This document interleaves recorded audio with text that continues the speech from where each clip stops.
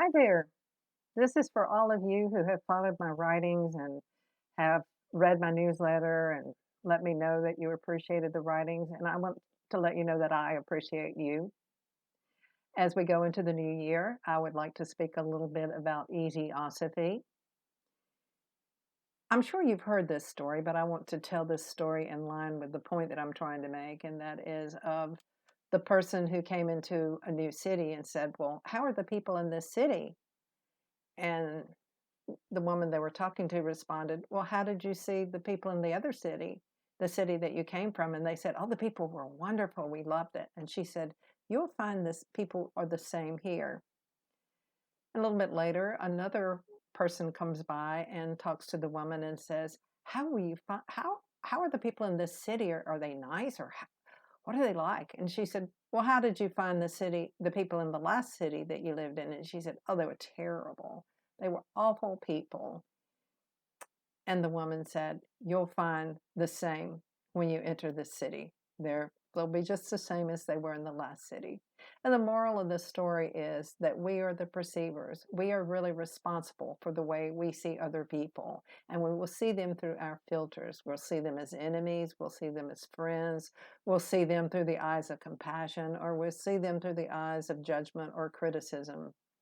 And so when it comes to how we're handling COVID, it's just like that story.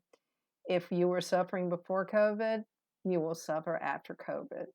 If you were happy before COVID, then you'll be happy regardless of COVID.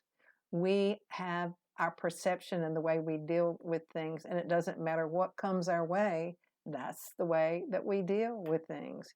Now, one very important thing is to begin to get rid of self-inflicted suffering. And that's what EZosophy is all about. It's about learning to distinguish the things that we've made up that really are not worthy of suffering and they're not worthy of our energy.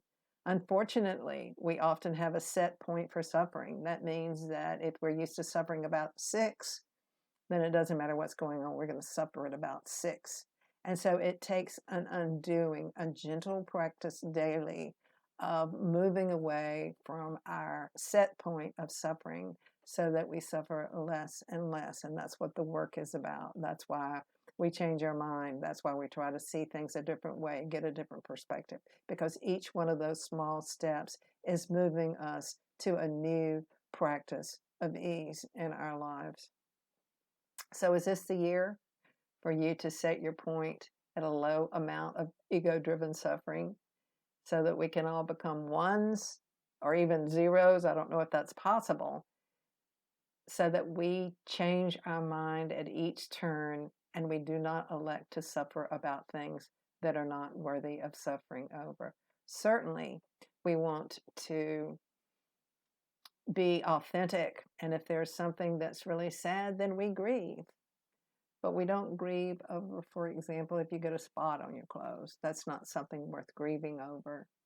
We don't grieve if we have to take the trash out in the morning because that's something that we have to do. What we do is we accept that that's something we don't like to do, but then do it and apply our ability to choose happiness in each moment to even that situation. There's another thing, one more thing that I'd like you to remember, and that is that I love you.